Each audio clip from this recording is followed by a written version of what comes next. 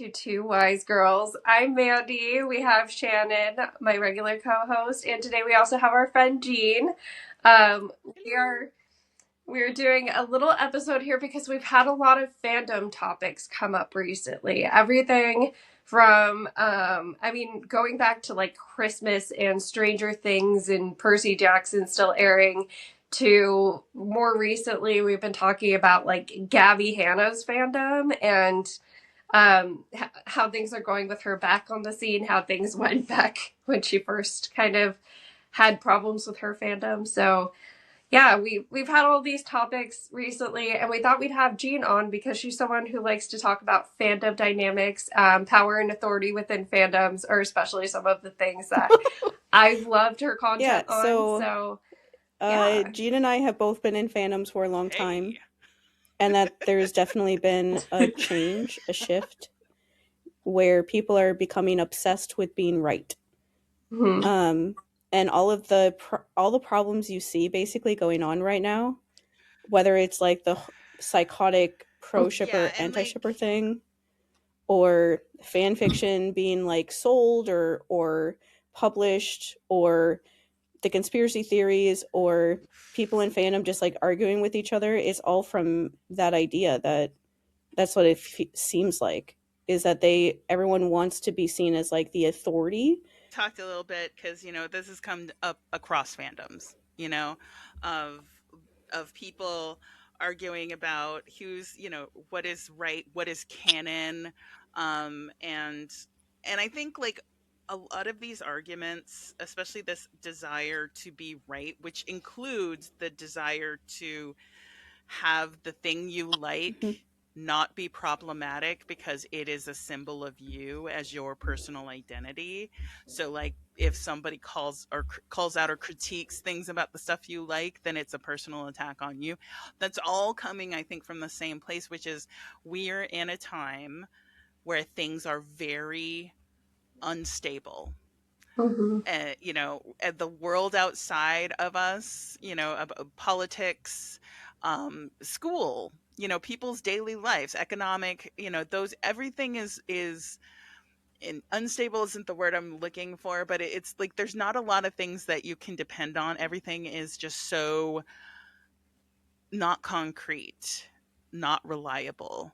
And I think what that drives in us is a need for things to be right, to know the right thing, to be on the right side of history, right? Like we see a lot of that kind of debate on social media, that like a lot of people who are even well-meaning about like wanting to fight against racism and fascism and stuff, they'll get overzealous and start attacking other people for, I mean, I think there are some people that are definitely bad faith and are just wanting to jump and troll and harass people on the internet for whatever reason.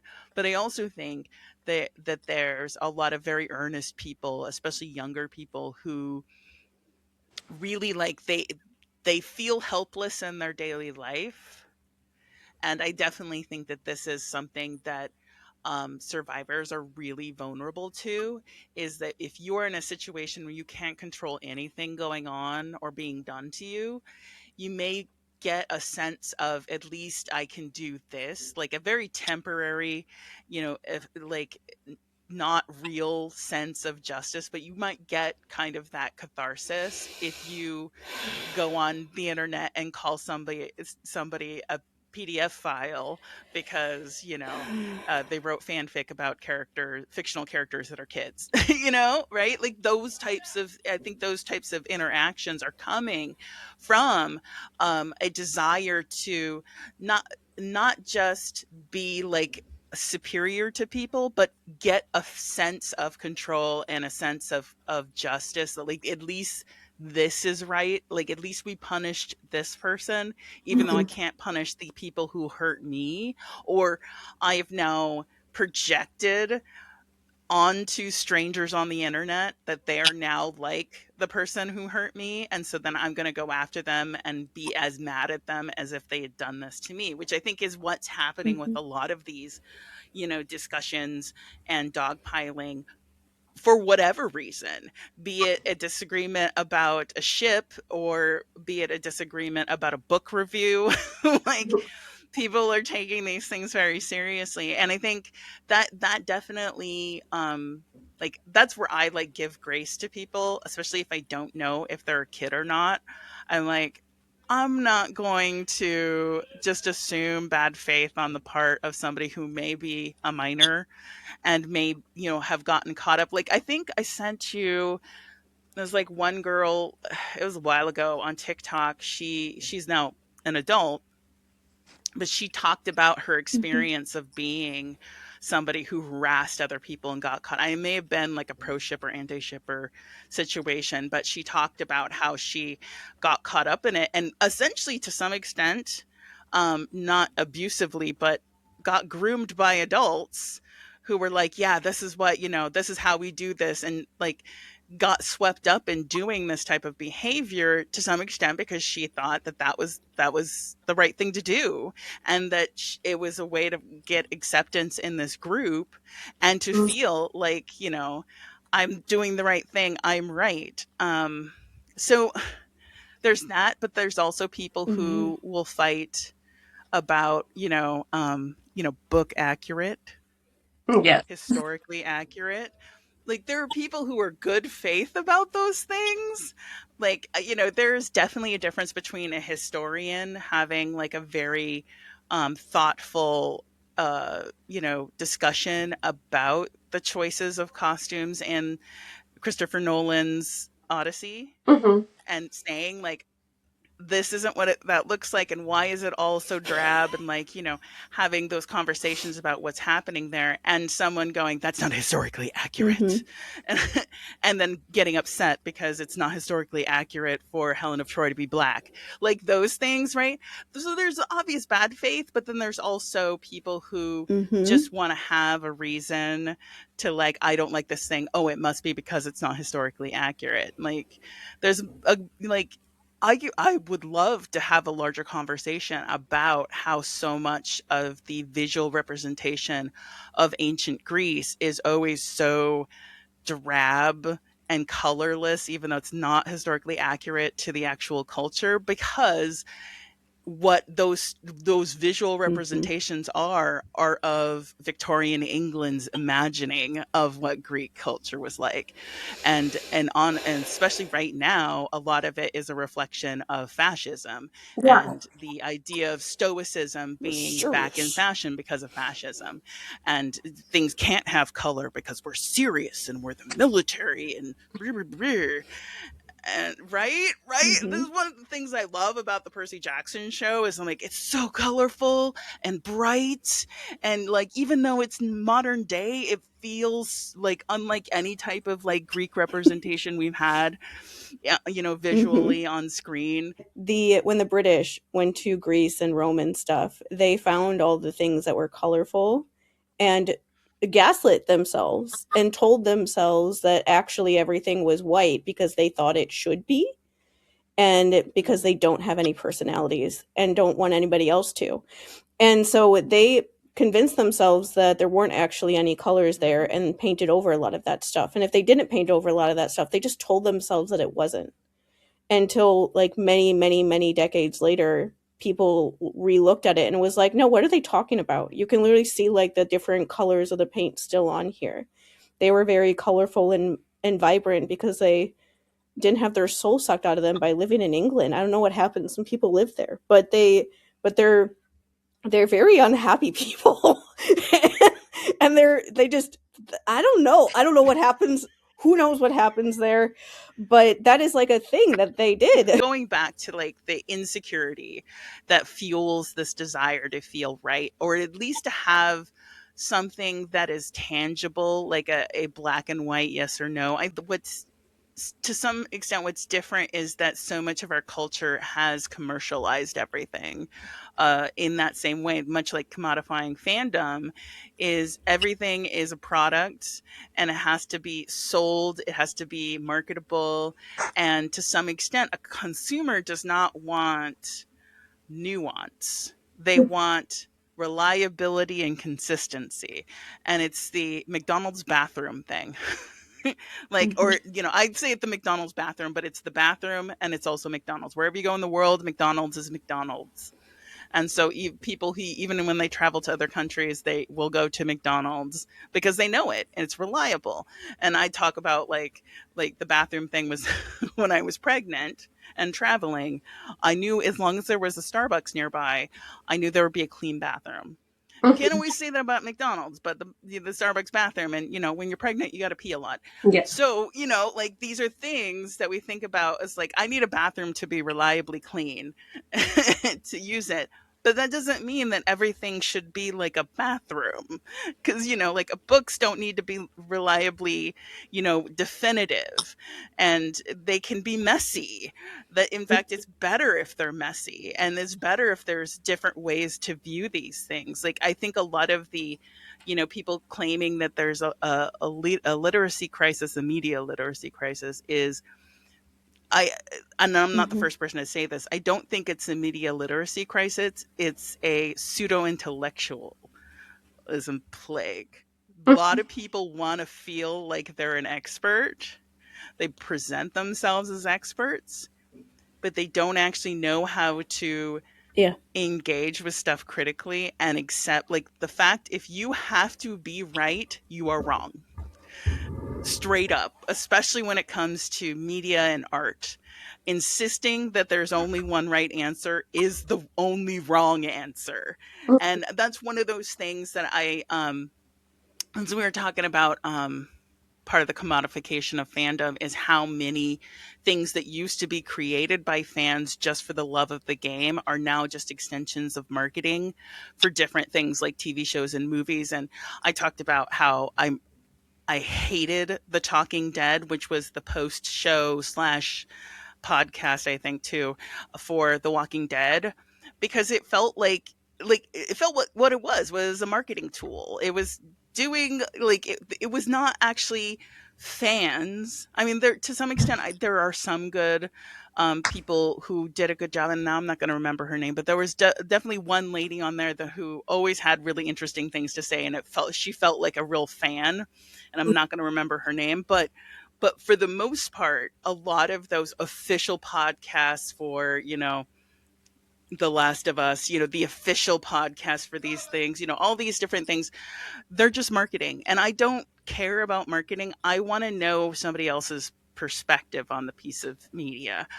That's why I love watching reaction videos. Primarily because I'm also like a sadistic person who likes to see people have emotional Mhm. turmoil while they're watching things that I like watching reactions of the Red Wedding episode of Game of Thrones. But I also like seeing like people's enjoyment. I've talked about this before because I'm autistic. I struggle with interoception, which is understanding kind of my feelings and whatnot. So like I know I can have an experience with a piece of media, but sometimes I'm not necessarily really thinking about what I'm feeling in the moment. I'm so I'm so autistic. I'm like seeing pattern recognition, and I'm thinking about plot Mhm. things, and I'm thinking about character arcs and stuff. And also, I mean, I'm enjoying it, but I don't necessarily know exactly what I'm feeling. And so I'd like to watch other people react because then I can be like, oh, that look on their okay, yeah, no, that I felt that. And to some extent they're like live action memes for me of like, yes, exactly, that is the your face is what I was feeling, I just did not know what that was. And so like I that is the type of engagement, fan engagement, that I want to see, is not about who's right or wrong about a particular thing. What, Mhm. like or even like I'm really known for being very fast and loose with canon and stuff. I'm like, I know canon, and yeah, I know what's in there, but also what if? Yeah. And I love fan theories. And like that's where I dwell because because it's always so much more interesting to see what other people come at from the story, especially because I can't know what other people's experiences are in living their life and how they're going to meet a piece of media in a way that I would never even think of. So and especially like for me, understanding of those perspectives has been really important for being an ally, like especially of Mhm. like understanding and or in trying to be supportive of like black folks and stuff and understanding, especially because media has such a big impact on their community and how they're perceived that can even affect whether or not they live. It is like it's been something that I've really tried to go and look out for black fans experiences of media so that I can be a better ally to understand like how that impacts them. And then then I'm watching it thinking, okay, this is really cool, but also like what's why isn't the black character in this scene? Or oh my god, like when the casting for Annabeth came out, I was like, I love this so much. For all the black girls and the black women out there, I'm loving this so much. Oh yeah, I don't know if you've seen any of it because the latest bonkers. trailer for the third Spider-Man movie has just come out, and the fan edits are going balls to the walls, and I'm seeing Hmm. crossover like MJ, Peter, Annabeth, Yeah. Percy edits that are just I'm like I didn't how with Hmm. the I mean, I was already like imagining, like, I was already like, wait a second, that's right. Percy and Peter both live in New York City. And so it was already like, You ooh, should should I start looking be. for like crossover fanfic? Because those two would be such good friends. But then I was like, oh my God, and now I'm having feelings about all of because, oh, and then, oh my God. And I'm like, oh, what if Percy had to deal with Annabeth not knowing who he is after all the things that they went There's a through? lot And oh, what kind of crossover fanfic would that be?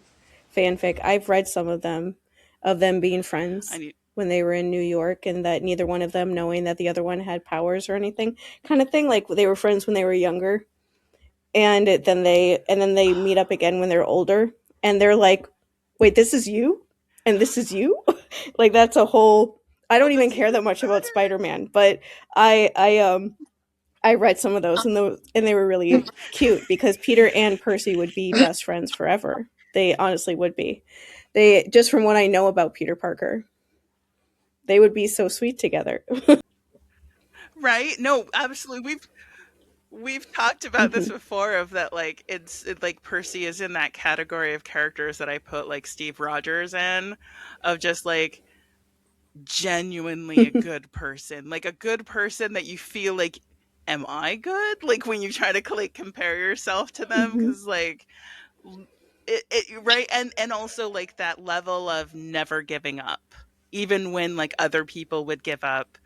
And I put Steve Rogers in that character, and I put Peter Parker in that. I wanted to that you mentioned before that I wanted to talk about again was just the whole thing of everybody Right? wants to be like an expert or like some a respected opinion, but nobody wants to like do what you need to in order to actually Hmm. do that, which is be wrong sometimes. And I don't mean to sound like this is so not me. I'm not like the last person to be like, I'm so amazing. Or my friends are, but also I know that we know what we're talking about when it comes to like media analysis stuff. And sometimes I see videos of people and I get so frustrated because they're like right at the edge of like figuring it out, but they won't go any further. And so I always like want to like shake the screen of my phone and just be like, you're so close to figuring something out that's Hmm. real and like has a lot of like substance to discuss that you could talk about for a long time, but they like don't go past that point. And like it was in the Percy Jackson fandom that was interesting because Mandy and I noticed that we were one of the people that always analyzed everything a lot, and when other people weren't. And then when the second season started, suddenly all these people started trying to like analyze things, and we're like, where is this coming from? Like they haven't been doing this whole time. This is so weird. It came from the announcement of the official pod, if you remember. I feel like that was the moment that changed everybody's like. Our function, I feel like, is bringing these things up that people haven't thought about that deeply before because they're younger most of the time when they read it, or they are still young now. And we bring this stuff up to be like, okay, but like put these two things together, and what does that mean? These aren't two like static events. Like the main thing we talk about is like in Battle of the Labyrinth, for instance, the fourth book, people will talk about how like Annabeth is being groomed by Luke. And at the end of that book, she says that she has romantic feelings for him. Mm-hmm. And Percy is obviously upset about that. And you know that she is being groomed by Luke by that point, like for sure.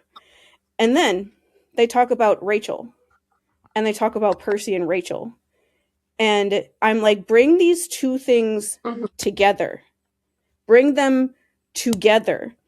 Like, Annabeth is being groomed by Luke. She is not a reliable source of what is going on in her romantic life. She is not right for blaming Percy for everything and saying that he's the one that's the reason why they're not together. They're not together because she's being groomed by an older man. That's why they're not together in that book. That's why they're miscommunicating the entire time, is because she's still taking Luke's side sometimes. And because she's being groomed.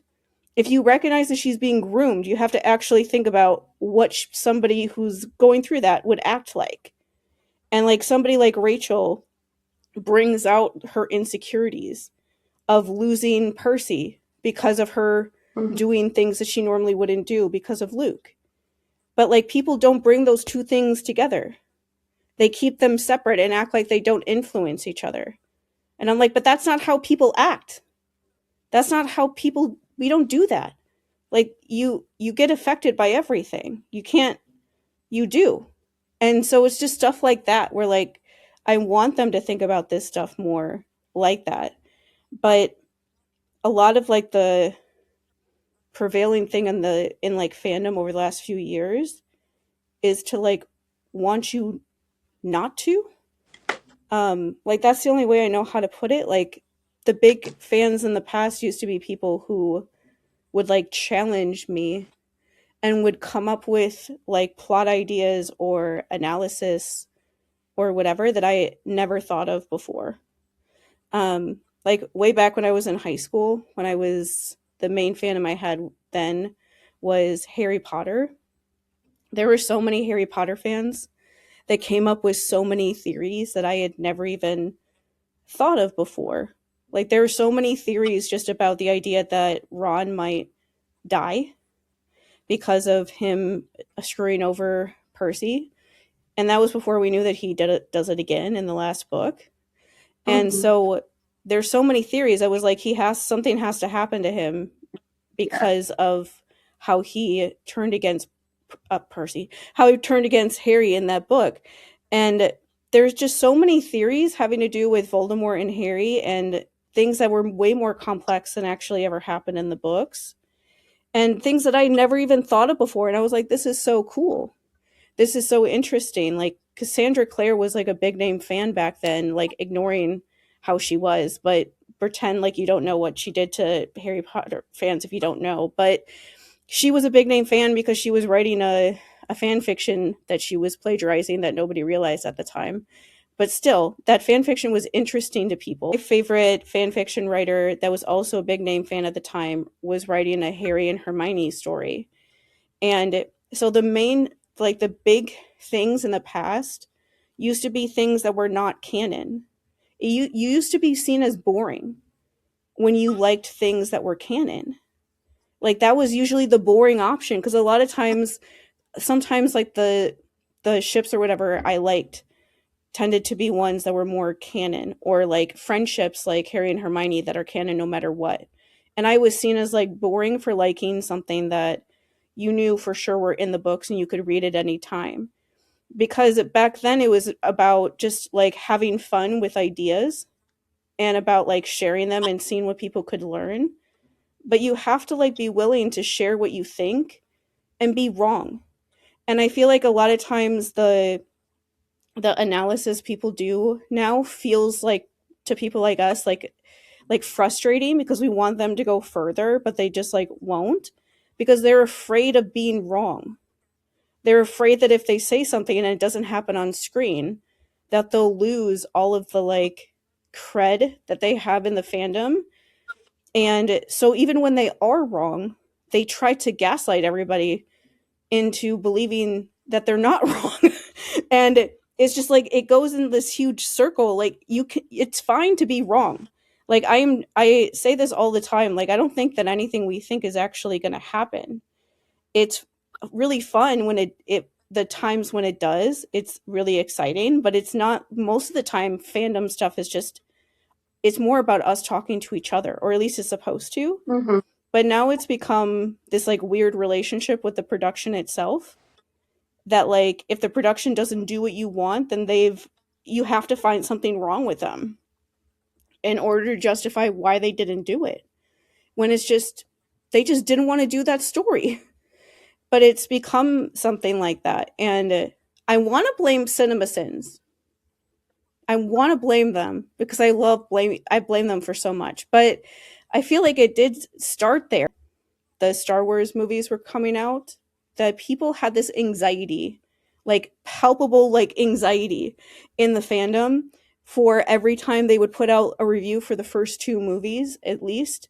Things got so crazy during The Rise of Skywalker, I honestly don't even know what they said, and I didn't care anymore. But the first two movies, they were like, people in the fandom, we were nervous.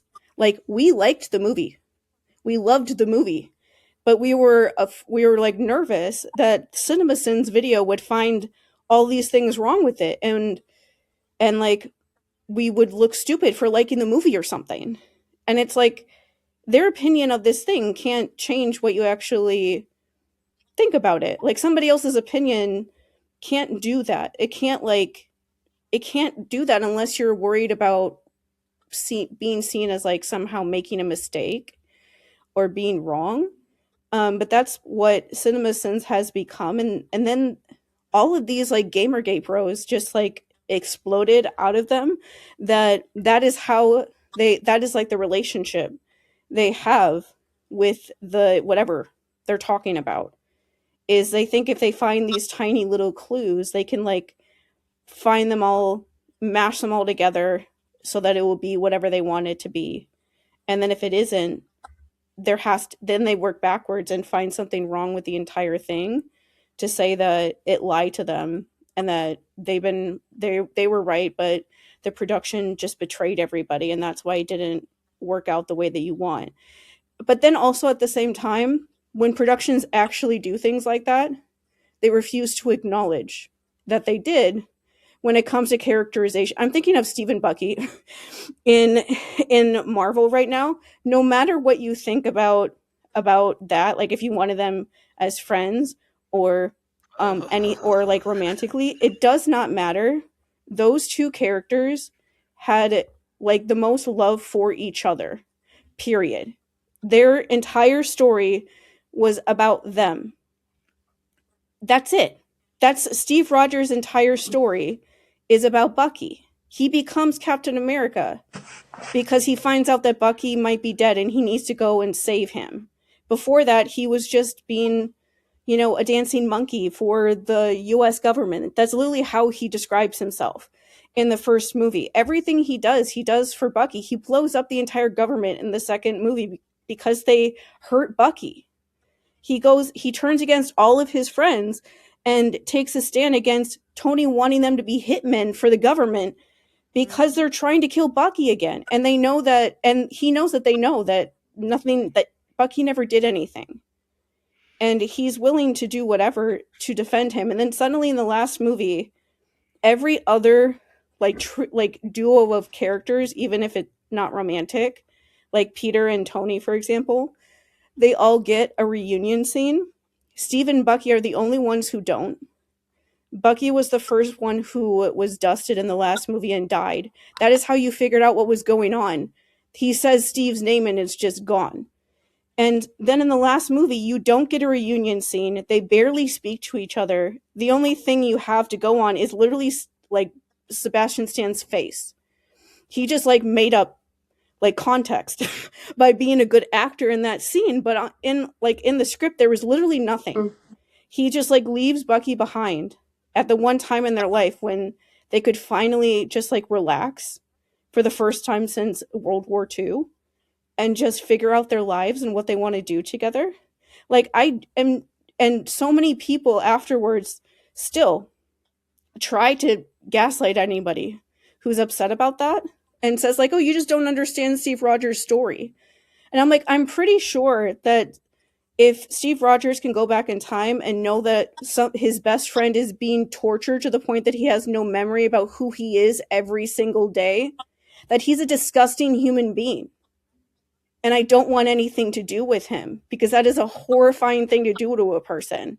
To know that that is happening beyond the other things that they would be doing during all those decades. If you sit back and watch that happen, you're a disgusting person. You're a white supremacist.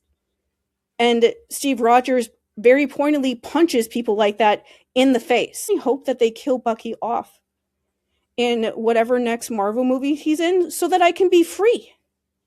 And I can never care about Marvel movies ever again because he's the only thing that makes me care about them still.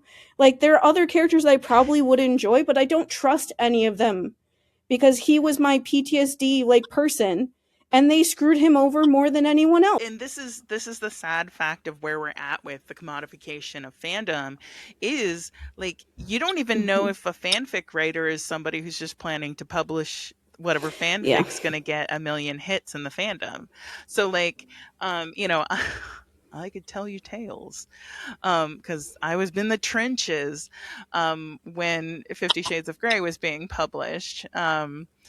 So like and I was actually just reading an old Tumblr post from one of my old fandom accounts from 2013 where I basically verbatim was saying all the same things that people are talking about right now that they're afraid with all the Harry Potter fanfic getting published of like how is this going to restrict fandom, how is it going to affect us, all these things. And it was stuff that I was talking about about back then going this is a terrible precedence to set, but even more so than just publishing fanfic, it is blurring the lines between, marketing and being an arm of the IP owners, not necessarily the creatives, but the IP owners, and that fandom becomes a product and to the point that they may be able to dictate what we can and can't create as fans, and that's not okay. And so like I am not in like I'm all for people who are excited to go to conventions and get to interview, show creators and actors and all of that. I'm not against it. I've done that. But I am concerned when the lines begin to blur Mm-hmm. and where we can't have like not only can we not have these conversations where we can be very earnestly critical about the things that we love, but also where it becomes we're not going to be critical because it could affect our money or the attention economy that we thrive on. Like, are we going to get dogpiled or are we going to lose any? We're not going to get any kind of visibility in the algorithm because we're not talking about the show in the way that, they want it to be talked about. Like, this is one of those difficulties we run into now with TikTok being owned by an American company Mm-hmm. and by people that we know mess with entertainment and news media for the interests of certain parties. Could that be something that gets sold to these major corporations where like they'll throttle anybody that says negative things? And that seems like very dystopian of me to say, but I can tell you right now, look at any media critic who talks about whether or not a studio invites critics to screenings before a movie hits and how that can tell you whether that movie is actually going to be good or not. And how like now there's this whole thing where things are shifting and they're inviting more influencers to screenings than actual like journalists and critics. And you see all these influencers going, "Oh, this movie's amazing! It's the scariest movie of the year!" And then Yep. the critics' reviews come out, and they're like, "It's dog shit," you know, right? And so like this is the thing. So again, like no mark against, I'm not gonna like harsh anybody who's trying to survive in this economy.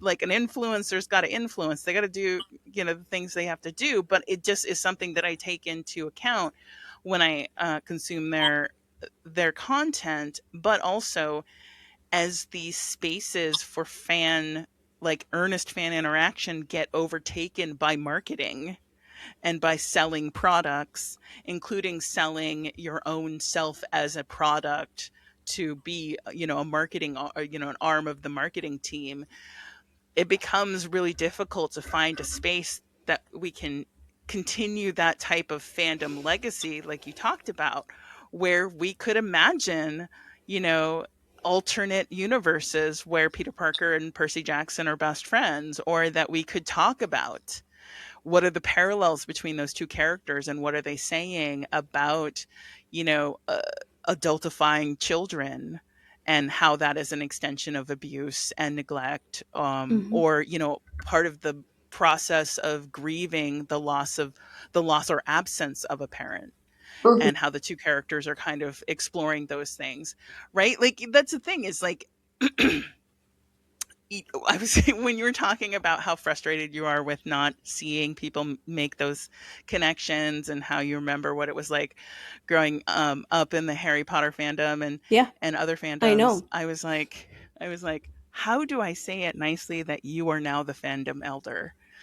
Like, you have to now create the space, that you have to create the legacy. And we see this a lot on TikTok, where people Yeah. are like, fandom used to be like this. And Mhm. then I'm like, baby, baby girl, like, fandom is only going to be like that if you keep doing it.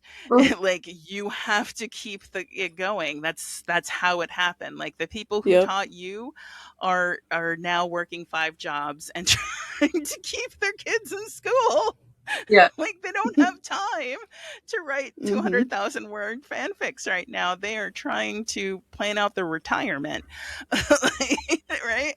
Like, and also, we don't have those spaces that we used to have, where Mhm. that were dedicated to fans talking to other fans, not marketing teams talking to fans, and not, you know, um, where in those spaces, social systems and hierarchies still existed for sure.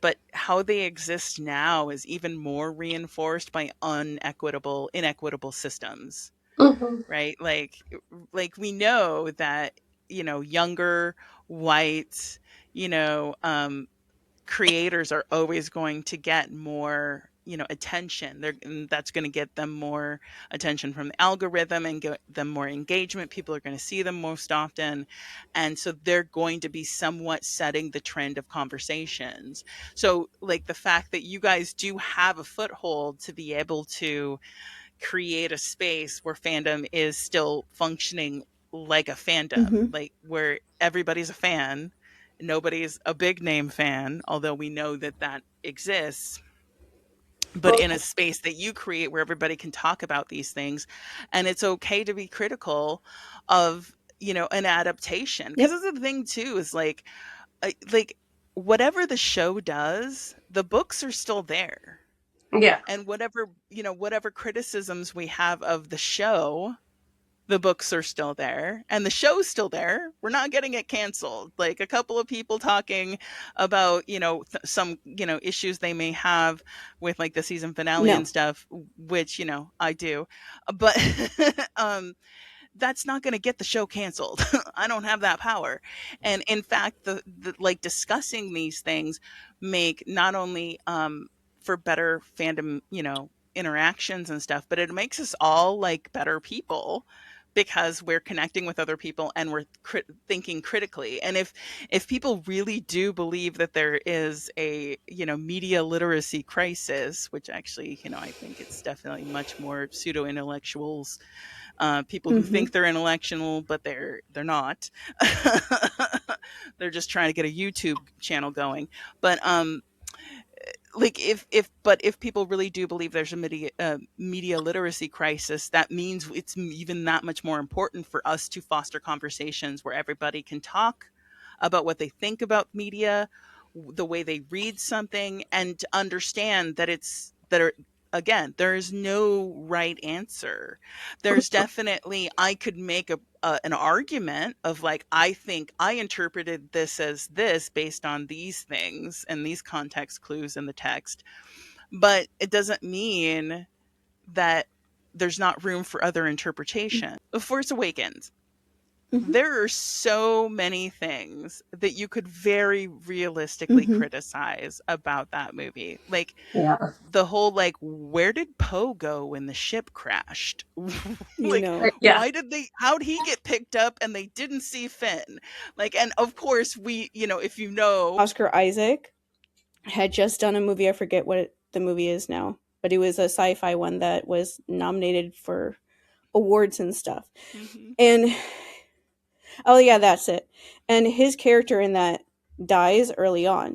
And so he didn't want to do that again. He was like, I don't want to play another character that dies early. And J.J. Abrams was like, I physically cannot have anyone else play this character, so we're just gonna find a way to write you back into the story because we can't have anybody else play you.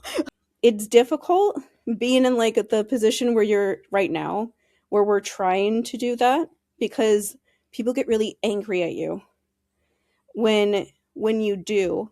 A lot of like the like we've talked a lot about the whole epic musical thing.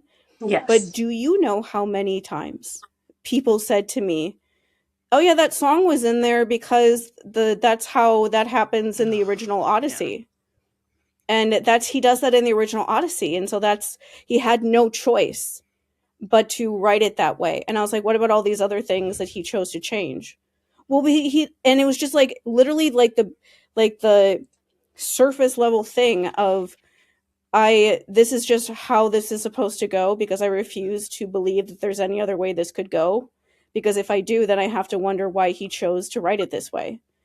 And even to the point within like the Percy Jackson stuff, like when was it, like a month or two ago, somebody was saying this very weird thing of saying that like Disney hasn't done like a Percy Jackson like convention thing that they have done in like Brazil, because Brazil's as a country is like the second biggest like market they have. It's a huge show there for some reason.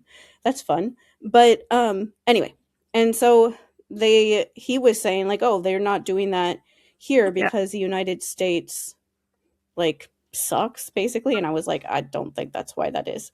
And and they were saying something about how like when people here complain about the show, and when they complain about the show, the people involved in it get like harassment or something.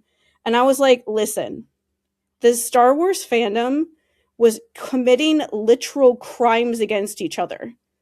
This is not like an exaggeration. Like people, one of my closest friends at the time, people were posting her nudes on Twitter for 4 or 5 months in between the last Jedi and the last movie, because she liked the Last Jedi. Jeez. That is the reason why they were doing that, was because she was on a big podcast in that fandom at the time, and they found that she used to do like sex work like that, and they found those pictures and kept posting them on Twitter because she liked the Last Jedi. And that is just one person. There are other things going on, like literal crimes being committed against people. They still do Star Wars Celebration. They still do a Star Wars fan convention. And so I said to this person, like, considering that the Star Wars fandom would commit literal crimes against each other, and they would still do a convention for like that fandom, even when all of that was going on. This is why I stopped caring about anything that the fandom ever said in the year 2019 going forward, because of that happening during that time. I was like, if they do that, then like Disney is just, I basically said like they're just being like cheap by not doing anything for Percy Jackson. And they should do something in the US for the fans that are here. And like and I just basically said like we can expect better than that. That person blocked me for saying that. They blocked me because I said that Disney can spend more money on the fandom and the show than they are. They blocked me. What? Like, that is, I'm not saying anything even negative about the people who make the show. I'm saying that the Disney bigwigs, who are all billionaires, can give more money to a show that has children as its main, like, audience, especially because children grow up. And if they, I loved Star Wars when I was 6, I still love it now. Like, I'm 41 now. People will not move on from this thing. I read the Percy Jackson books 16 years ago, and I'm still here talking about them. People will do that if you, like, give them, like, a community to be a part of. And they blocked me because they must have taken that as me being critical of the show somehow. And it's like, what are you allowed to say? Like, what can we say Yeah. without being looked at like that? Like, you're doing something wrong. And there's, like, not a line sometimes between, like, fandom things and like the thing.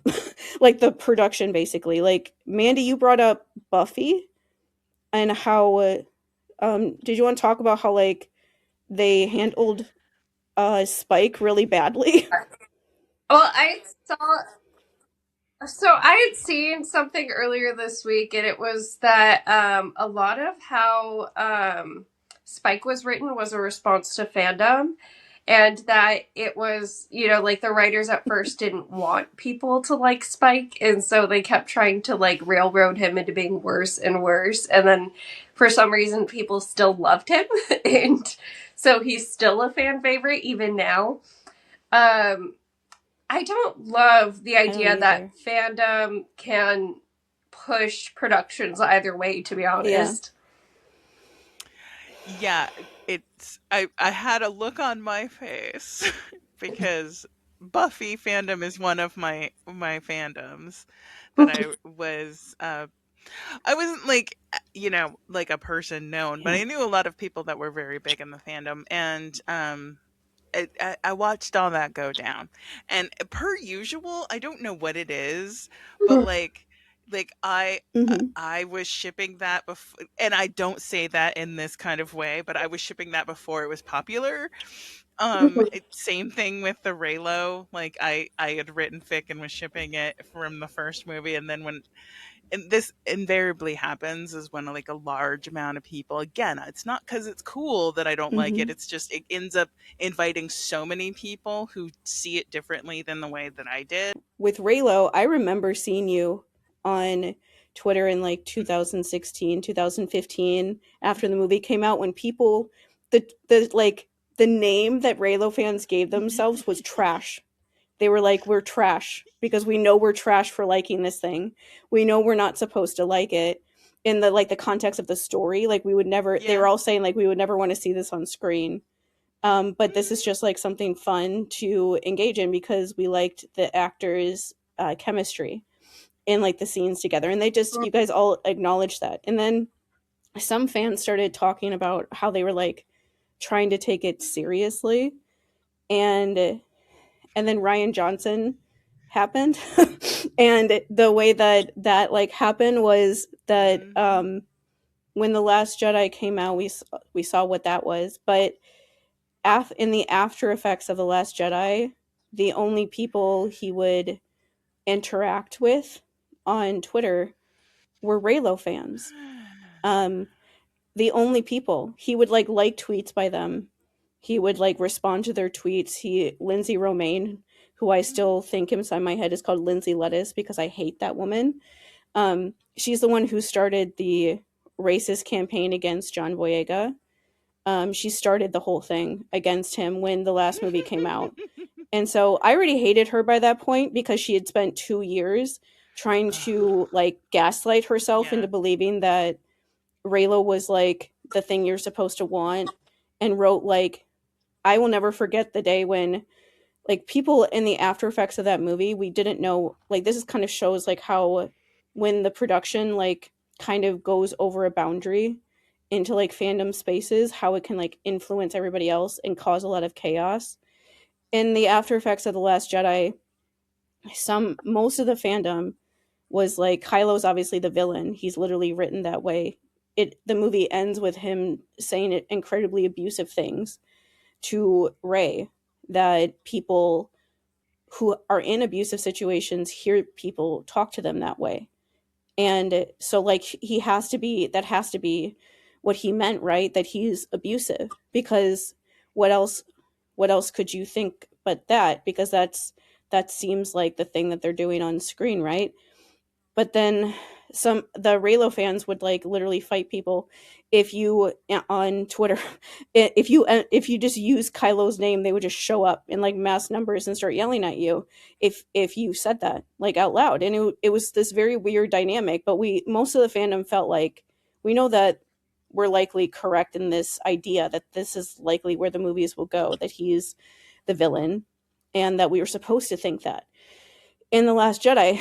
But then Rian Johnson started liking tweets only by Raylo fans that were saying things about how they were romantic and they were a romance story, and how much they loved the romance story he put in the movie.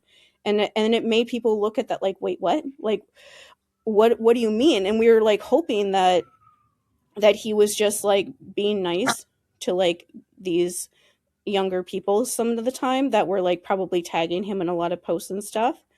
But then Lindsay Romaine wrote a blog for, I think she was working with like the Nerdist at the time, and she wrote a blog about how she thought The Last Jedi was about Rey's sexual awakening, and that Kylo was her sexual awakening. And she said that like the hole that she falls into is like female body parts and stuff. And I obviously hated that like so much, but especially me during that time, that was right when I started getting all these really terrible memories back. So I definitely hated that so much. He replied to her. He started tweeting back and forth with her and like talking to her about her theories, and the fandom just exploded because we were like, what do you mean? Like, what do you mean that this is the person you're talking to? There are so many people with so many different theories and ideas right now, and this is the only person that you're talking to is her? The Raylo fans are who you're speaking. So then it became this thing of like, are we supposed to think that Rey and Kylo are like, are we supposed to be sad they don't get together at the end? And it became very clear that that is how he wrote that movie. He wanted you to think that. And it was literally like cognitive dissonance because it was so different. And it was like so many people gave him way more credit than he actually deserved, because people thought that, like, a lot of people thought like, oh, he wrote that purposefully to be like an abusive sort of storyline or whatever. And then to find out that afterwards, no, he's just a stereotypical white man that like thought that the one white man in the literal one white man in the movie was more interesting than everyone else. I stopped listening to the Percy Jackson like official podcast because that started happening during the season. Like, we would watch the episode and people like us would be like, oh, Cersei's fatal flaw can't be empathy because she doesn't actually have empathy. She's like letting two children die because she's mad at them. Somebody like her, who is an anxious attachment style, who just is refusing to just say, I'm lonely and I want you to talk to me. She's not somebody that I would trust exactly with like analyzing other people. She's analyzing people so that they'll stay on her island, right? And so like her telling Percy that he's gonna kill everybody, that can't actually be his like actual thing, right? Because she's obviously telling him that so that he'll stay on the island. And you could even argue about what she said about Annabeth, even though the like mom issue stuff was really interesting for them to include. It's just everything with her. We thought, other people like us thought that you were supposed to question all of that. And then later on, after the season was over, the writer for the 6th episode is like, oh yeah, Percy's fatal flaw is personal loyalty, and you're supposed to think that he's dangerous. And I was like, what? And like one of the main writers goes on a big podcast and says that Cersei's fatal flaw is empathy. And it's like, what do you mean that her fatal flaw is empathy? Was I supposed to actually just take this at face value?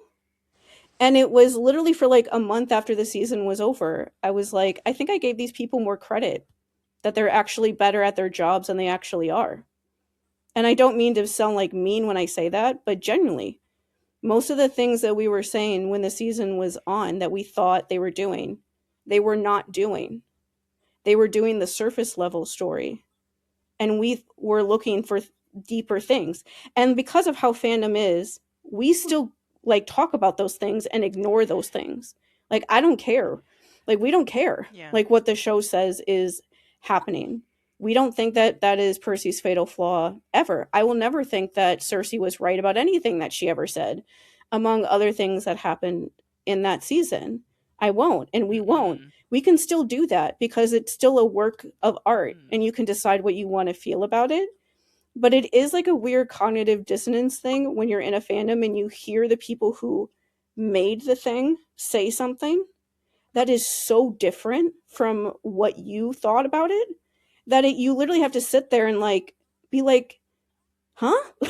Like, you have to like recontextualize. Like, this is, I'm still gonna go with what I think is happening, but I'm honestly so confused that of how they got there, or like those are like the choices that they made, or that's what I was supposed to think. It's just, that is like a thing with fandom, and it's like there should be more separation, I guess, between us and the people who make it. Things. Let's go to the Ryan Johnson thing real quick, because I think one of the issues, but I do think that like that is like a perfect example of the problem of having the proximity to creatives in on social media, is that it creates an assumption of approval of, Mm-hmm. and it encourages an ignoring of boundaries. Mm-hmm. Because I see like at the time when it was happening, um I just saw it as Ryan Johnson being the troll that he Mm-hmm. is, because he's really big, like, and because I've worked with directors like him, I always saw his perspective was not that Raylo was a romance in the way that capital R a lot of Raylos saw it, but as a tragic connection between two people who could not make that connection, that were so Mm-hmm. similar that the thing that was getting in the way was how similar they were, and that so much about what could be seen as romantic was just two very lonely people with a lot of power and really messed up childhoods who were finding a connection together with each other. And yes, I think that his whiteness too, it plays a huge, like, the not like the miss of the fact that there really should didn't have to be a love triangle, but that Finn's, especially in how he is such an opposite and like a mirror, like a photo reflection of Kylo's character, and that like there's so much, especially he's a bridge to some extent with Ray. There's so much more that could have been explored with the three of them bouncing off of each other, and Yeah. there's so, especially because I'm like, you're trying to tell me that Finn doesn't have things to be angry about. And then the whole, I so much about the things that are missed with that whole Mm-hmm. um trilogy is because it was movies made by committee. That there were, so many chefs in the kitchen that it spoiled the broth, or too many cooks spoil the broth, that kind of thing. And but definitely the issue with Ryan Johnson interacting with these fans, that so often creators are just excited about how excited fans are that they're writing things, whether they agree with them or not. They're excited about how active the fandom is. And again, that perception of, well, that person is actually Mm-hmm. interacting with a creator, all of their theories must be right, is a huge leap. But it's a leap that we often take because of that assumption of, well, they wouldn't agree with them. They wouldn't interact with them if they didn't agree with them. When I'm like, I've been, Mm-hmm. I was a theater major. I know exactly what guys like that are like. They're like so excited that you're talking about the thing they made. They don't care what your opinion is about. You're talking about them. Like, oh, Mm-hmm. yeah, no, that's fantastic. Tell me more about the thing I made. That makes me feel really good about the thing I made, because this is really about me. It's not about you or any of your fan theories. And so like, yeah, that is always, again, I think I bring to a fandom things like the Cersei episode. I knew what they were saying, and I have to say this season for like big time made me go, I feel like there are writers in the writers' room that really Derogatory. think they're writing for a kids show. And when I say a kids show, I mean quotation marks. They're writing for kids, exactly. And that they're not like thinking the fact that so much about this series has many layers and subtext to it that kids get, because kids are in those situations, even if they can't actually talk about it. Making such good ground in season one about making Poseidon a complex character, and Mm-hmm. kind of exploring this idea of, oh, now I'm going to forget my baby boy's name. Tyson. Tyson. Like, how much like this phenomena that often, like, I'm sure it happens in many cultures, but one that we definitely see in American culture, especially when it comes to like boomer, many generations do this, but definitely boomer dads do this, where they start a family Mm-hmm. and they mess it up really badly. And then they just go and start another family. Yep. And so then you have these like older siblings who have these younger Mm-hmm. siblings who, like, the father that the younger siblings got is a totally different dad than the one the older siblings got. And it like creates this dissidence of between the siblings where it's like, but he's always been Mm-hmm. awesome. He's a great dad. He's there for, well, yeah, because he messed up with me and he got a second try with you. And how Mm-hmm. often, like that, like, I was like, season one did a great example of like Percy having to deal with the fact that his dad was a dick to a lot Mm-hmm. of people. He had centuries to be a mean dude and a terrible person to a lot of people that Percy is going to meet. Yeah. And that, like, that is a reckoning that some kids have to like come to grips with, of that, even though they may have like a really loving relationship with their parent still is a human being that had a whole life before they were born, and they may have siblings who they actually really love, who have a completely different parent, because that parent, it's the same person, but they had a completely different parent than you did, and what that dynamic looks like. Always take issue with the fact that I do think that it is reasonable for Percy to be concerned Mm-hmm. about what, the things he has in common with Luke, what that may say about him. Because I think it's, it, like, it's Mm-hmm. reasonable for a kid with a lot of power to be scared of being a bad person, since all the people who have had power in his life were bad people. It's a book series that was written about Hmm. abuse, particularly. The gods are all abusive parents. They don't pretend like they're not. Zeus literally like turns his daughter into a tree because she made him mad. And so there is no like there, you know that going into watching even just this TV show if you've never read Hmm. any of the books. So if you have a main character who talks about how he never had any friends before he got to camp, he empathizes and sympathizes with Cersei because he tells her like I remember what it was like when I didn't have any friends. I understand how lonely you are because that's what I was like. Hmm. If you then have that main character who is a kid too, tell him that him making community for himself and having friends for the first time in his life is actually really dangerous because he might actually kill all the people that he loves. What message are you sending to children who are in that position in their life that are watching this show?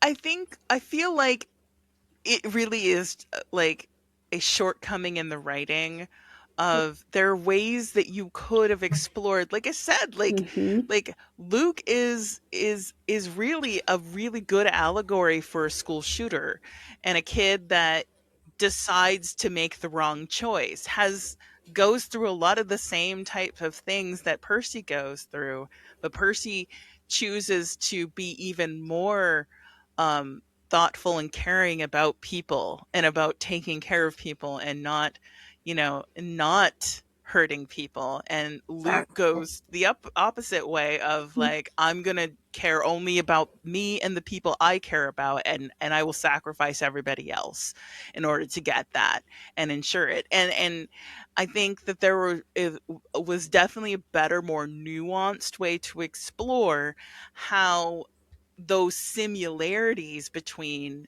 Percy and Luke could be seen as a possible flaw Hmm. if he didn't think, like if he wasn't so. And that's the thing, like that whole thing, I felt like there should have been something coming after that. Have Cersei tell them what their Mm-hmm. flaws are, and then have them realize that what the flaw is a vulnerability, not a problem. It is something that makes you vulnerable to possibly make mistakes, like overestimating your ability to get past the sirens. So it's not that it is a bad thing. It's something that makes you vulnerable. Spent most of the season showing how Percy was flawed and how Percy was dangerous to make Luke look better. Everything about that season Hmm. that they changed that I did not like, that some people at least don't like, but most of the changes are to make Luke look better. That is why they did them.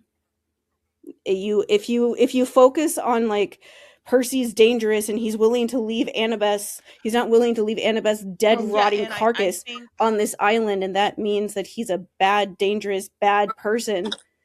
Ridiculous. Like, but that's like the storyline that you're supposed to think apparently about that episode. If you tell that story and you're actually telling me that he was wrong for that, if you're actually saying that, and that's what they say they're actually saying about that episode, that you were supposed to think that he was in the wrong for not being willing to let a child, not much less his best friend, die and sacrifice themselves when they're 13 years old for him to succeed, which is the opposite of what the books would do. But anyway, it's like if you want us to think that, like, you're doing that so that when Luke shows up at camp to annihilate everybody to death, that there's something wrong with Percy too. again, I see it as a flaw in writing. I understand it's also an adaptation thing, but I also, this is a problem that it goes way beyond Percy Jackson the TV show. It is a trend in media right now, and Oh yeah. you can see it. Like, so we talked about Spike and Buffy, right? Hmm. And I was there for all of that again, like, and yeah, and another version of that would be Loki in the MCU. Hmm. And so what you'll see often, and is happening more and more because of those things, that have come before, uh, that awareness of fandom and Mm-hmm. fan favorite characters becomes part of the marketing. Hmm. And I definitely see antagonist with a tragic backstory is absolutely a marketing ploy. And I can see them in the writer's room pitching that we need to make him a little more nuanced, a little grayer, so that the and I hate to say this, but it's Mhm. true. Again, where I think the show is being written by people who think it's a kids show, it's for kids, is the kind of boy bandification of the lineup of characters, is that they're thinking of, there is not, like, well, who do we have for the girls that don't like Percy, that aren't going to have a crush on Percy? Who do we give them? Yeah. Who's the character? We need a bad boy to appeal to Oh those God. girls that want a bad. That's exact right. Look, rewatch it all, and you see he's a bad boy. We need to like kind of build up this possible love triangle. So we need to like Oh God. have him care. Like, I'm telling you right now, as soon as he carried Yeah. Annabeth away, I was like, oh damn it. This generation's Yeah. Raylo. I hate I it. am so I hate this so much. And it is so engineered too. Mhm. And that's why I think it's really like, I've seen a lot of, it's popped up on my TikTok timeline where I've Mm-hmm. seen people who, are trying to woobify, which is the old fandom name for it, uh, Luke into like this, like, oh, but he's complicated and he's in a situation I and he's will. over his head. I made the comparison that he is that version's world of a school shooter. The thing I want to talk about that we kind of experienced in this weird way of like fandom boundary lines becoming strange is has to do with this because we talk about uh, trauma and we Mhm. want people, kids especially, who read these books. We want them to like understand what these things are, like what's really going on in an easy and accessible way. And like what you were saying before about the writer's room, like almost like writing down like what they think kids can like pick up. Kids are we know for sure they can pick this stuff up because they've Mhm. been Yes. in our comment sections for 2 years now and saying like I am that person in my family. Oh my god, what do I do now? Or Yeah. a Hmm. couple sometimes one of them will like DM me on TikTok and be like, I think this friend of mine might be groomed. What do I do? And I talk Mhm. to Mandy and we give them advice for like the situation without telling them exactly what to do, but just kind of giving them a lot of different things they could try. Um, but they're asking us that stuff because they see what we're talking about and they apply it to their lives. There are kids whose username has 2012 in it who like my videos because they were born in 2012. And I can tell because usually Mhm. their Apple ID will be like Apple ID user, and then it'll have like their birthday. And it's because it's like a literal like sixth grader, seventh grader who can't make their own username because their parents don't let them because they're so young, and they're watching our videos and they're commenting about how they get what they're saying now, and they like hearing what we're talking about, and so they clearly understand. And some of those people, even adults, are people that I've dealt with that before, and like hearing people focus on that to like help them understand themselves and their family. There's Mhm. like 2 or 3 people that I like see look at my TikTok page like almost every day when Percy stuff is going on, especially. And one's like, there's 2 or 3 of them that accidentally sent me a TikTok video Hmm. and they like apologized for it right away. And I was like, I'm like, you don't have to apologize for that, like you sweet little child. Send me these messages afterwards being like, I'm thank you so much for the content that you make. You help me understand my family better. And I was just like, oh my God. And that's like what we want to do. But my point is that there are people like that in this in this fandom particularly, there's so many people Yeah. like that. And so I understand conceptually why the TV show does certain things, but because it's a TV show. I can grasp that concept. I'm not like stupid about that, I guess is the best word for it. But the thing that makes it hard for people like us is that when we then point out when we feel like the show is leaving people like that behind, um how people respond to us is like very difficult, because one of the ways that Mm-hmm. I didn't make a podcast for a really long time because I always have different opinions at some point than everybody else in like the fandom at large. There's always like things that I just like think about very differently in every fandom that I've been in since I was young. And so it's Yeah, hard, yeah. even though I'm white and I know that I would get more patience than other people would.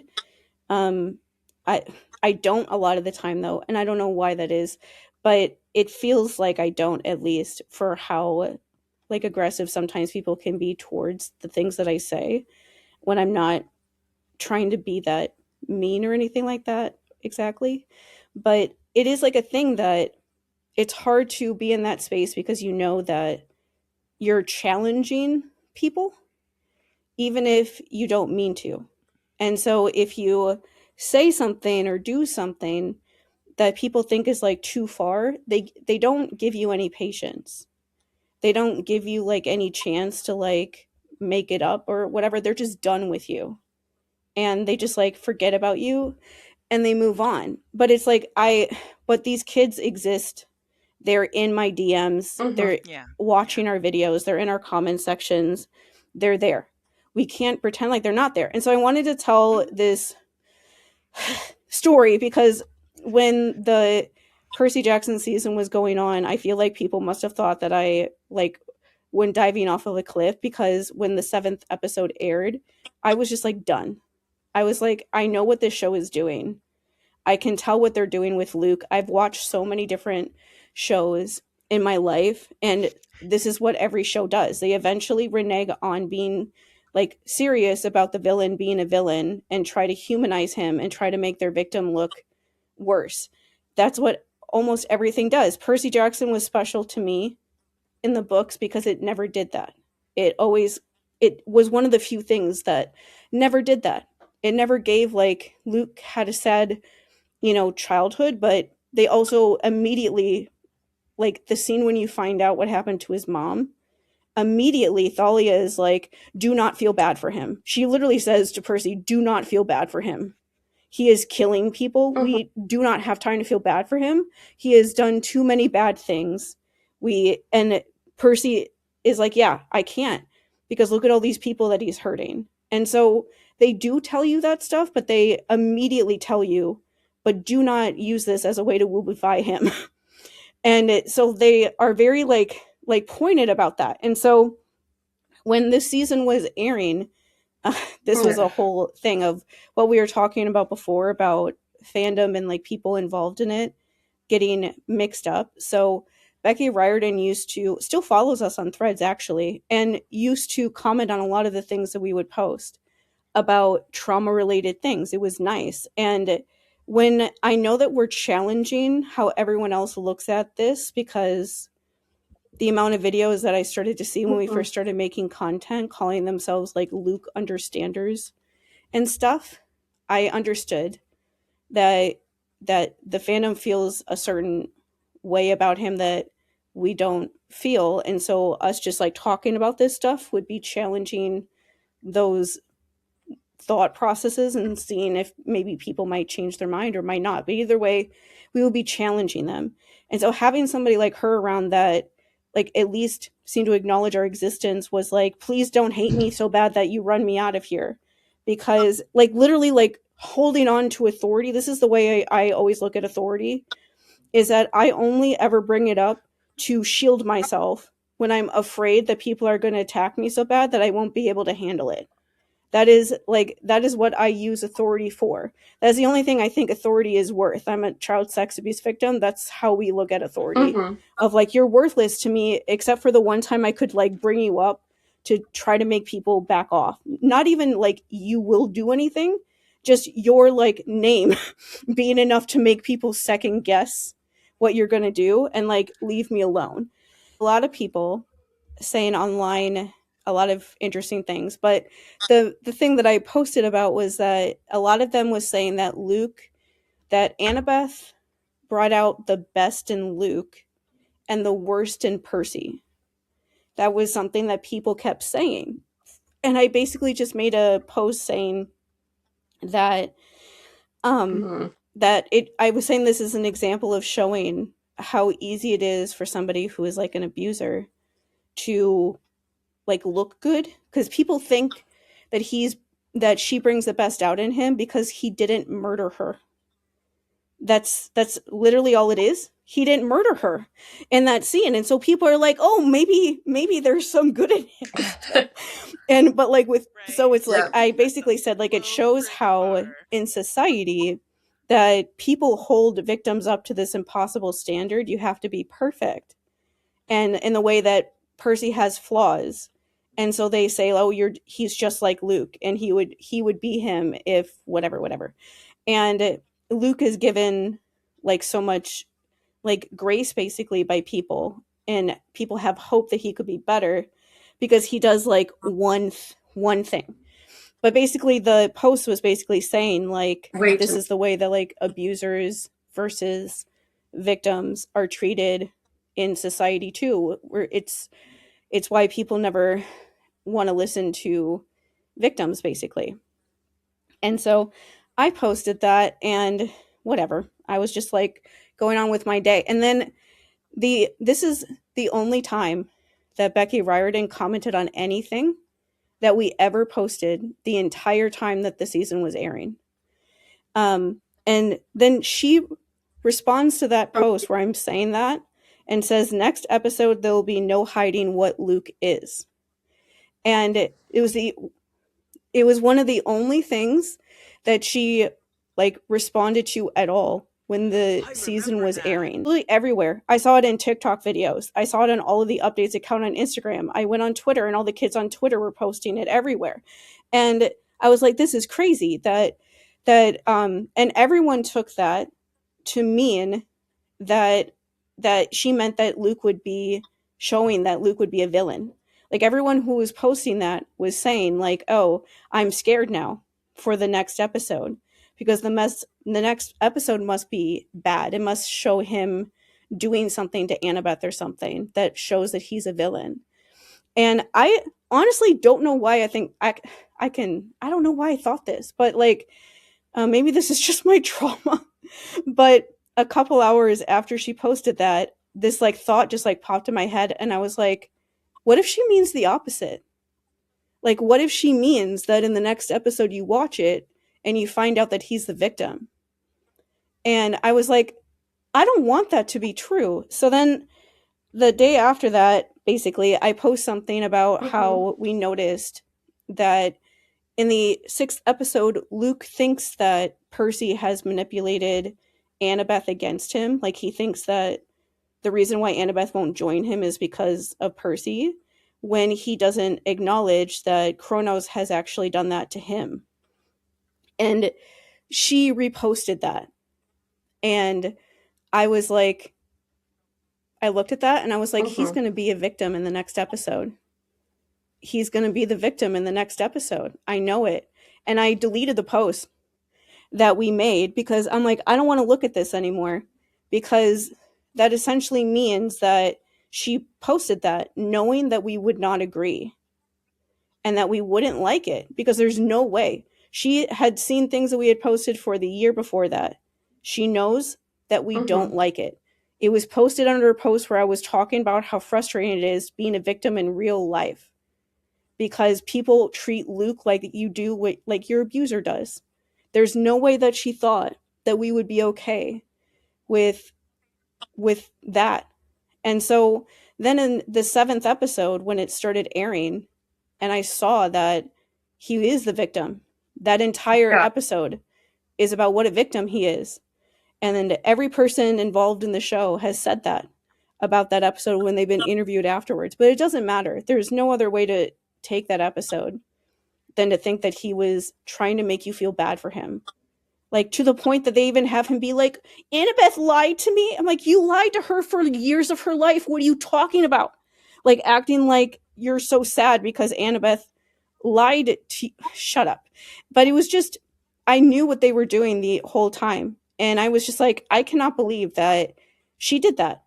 And that she said that. And it felt very much like, because we were saying things about that season that we didn't realize at the time, was kind of calling them out, because we were like posting stuff about like, that can't be Percy's fatal flaw, and Luke is the abuser and Percy is the victim because this is what happens to real victims in real life.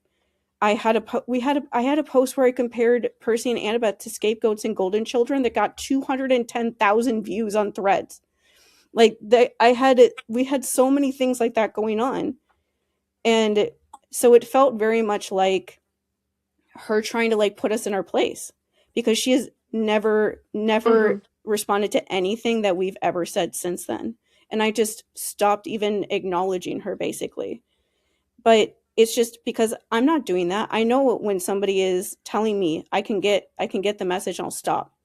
But it's more that happened because she felt like, I think this is the only assumption I can go on, that she felt like because we would interact with her, that we wouldn't have a problem with the show, that we wouldn't like say our actual opinions, or was like feeling whatever about like, we're just a person, we're just a fandom person, we don't mean anything to her personally.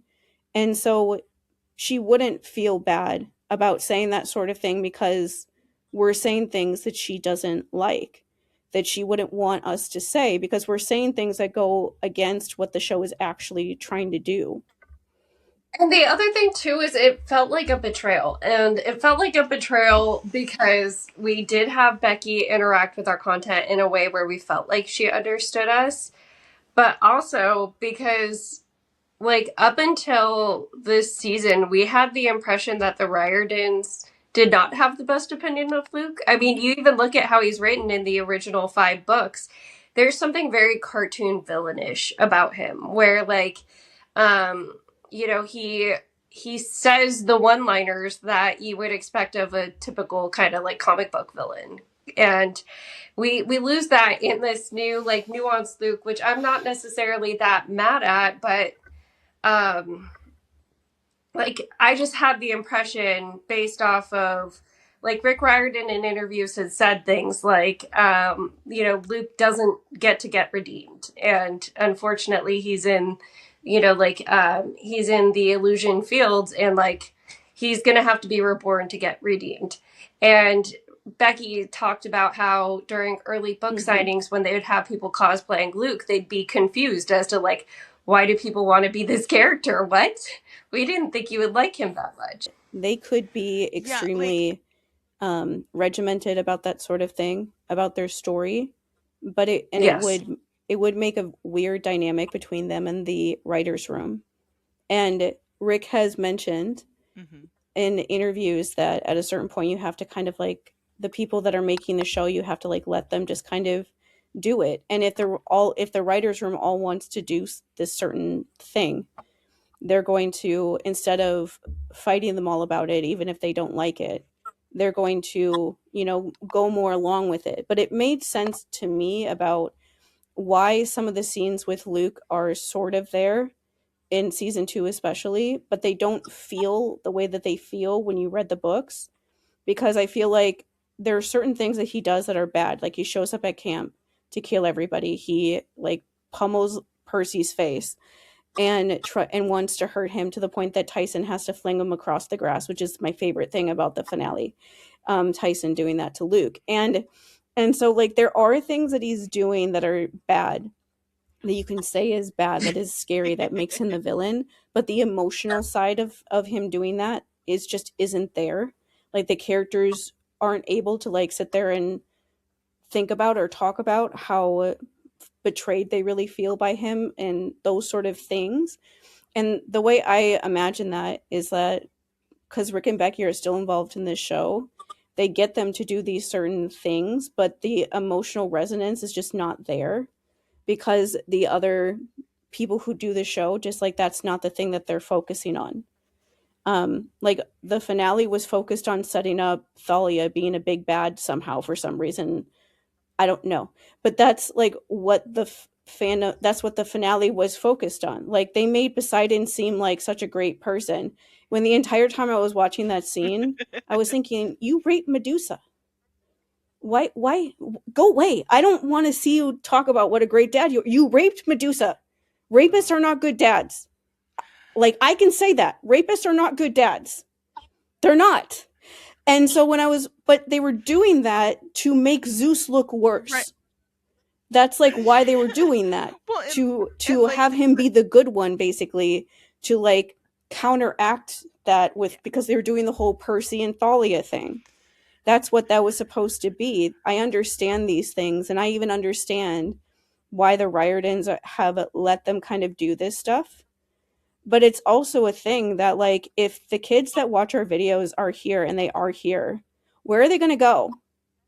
Like, we have to make a space where they can talk about the things that they feel disappointed by. Like, there are people that talked to me after the season was over, and they said that they were really disappointed to see them, you know, making Luke a sad boy emo child, and knowing that that's what they were going to do with him now. And it's like, we're not going to like stop making content about this show no matter what they do because of that. Like, those people need a place to go. They need a place where people will sit there and say, I don't like this storyline, not because of like anything else, but purely because of what it implies about people that go through abuse. Like, I don't like Thalia's storyline change because I don't like the idea that you make her abuse worse to make her more dangerous. That is usually what severe trauma survivors are seen as. And this was one thing that didn't do that. And I was sad, and still really sad, that they did that with her. And I don't like that. And so that's why I don't like her storyline, not because of most of the reasons why people might say they didn't like the change. That's why I don't like that change. Because there are kids that do worry that their dad is going to kill them. And I don't want them to watch this show and see people be afraid of her because of that. That is what I'm thinking about. I don't want people to watch Percy and think that if they make friends with people that they're going to destroy their friends' lives. So they should just stop talking to those people now. I don't want them to think that. I don't want them to think these things. And so I feel like we have to be the ones that are like pushing up against things all the time. And in order for those people to have like a place to go where people will say those things, I just don't know how we can do that without people annihilating us online. You were having one conversation, they obviously were having a different one. And, you know, as autistics, we deal with that a lot, right? From Luke thinks he's doing the right thing. I've seen a couple of press interviews where people, I think, were in the writer's room going, well, he thinks he's doing the right thing. I'm like, you guys sound like Killmonger was right, people, right? Like, right? And I'm like, that's a great comparison. Is that okay? And if Luke thinks he's doing the right thing, what is good about slaughtering children? Like, if he really cared about, like, if he really thought what he was doing was right, he would create a situation where he could talk to each one of the kids and try to convince them to come to his side, right? But he doesn't. He comes in with big guns. And like, I mean, honestly, the ancient Greek versions of like super soldiers to slaughter these children. Most of the abuse survivors that you would think we would be the most like cynical people were the ones that are like, no, what Luke is doing is always wrong, because if you're killing children to get what you want, then you don't deserve it. And the rest of the people out there that seem like that's not what's going on in their background, but you never know for sure, obviously. But still, a lot of other people are like, no, you have to do this. You have to kill the demigods. You have to do what Luke is doing. He's doing the hard thing that should be done because it's the only way to create change. And I'm like, you might as well set the Percy Jackson books on fire if that is what you think, because I know you haven't read the first 5 books, but the entire story is the complete Oh, antithesis of that. Like, Percy is the actually, I think it's weirdly fascinating that the TV show is writing Luke as a revolutionary when in the books Percy is the revolutionary. Percy's the revolutionary in the books because he puts the demigods first. He puts the community of demigods yeah. over the gods. He never wants to suck up to the gods. And they over and over again show that if you try to do anything with the gods, whether you try to make them happy or make them angry at you, it always is at the expense of other demigods like you. And so people keep being tempted to do that as the books go on, and he's always standing there like, I don't want to do that though. And he doesn't do that. And he's like different because he's not doing that. Like, people don't understand for a while, but his big thing is doing at the end of the story, he uses the power he has to make the community's life better. They offer him to become a god, and he tells them no. He's like, I don't want to be a god. I'm only 16 years old. I want to live the rest of my life. Things that he does at the end of that book is like this ripple effect as the books go on, where you see more characters and more people doing things similar to that, like not doing like huge like change, but like little things that create bigger change as more time goes on, which is like actually how real change happens.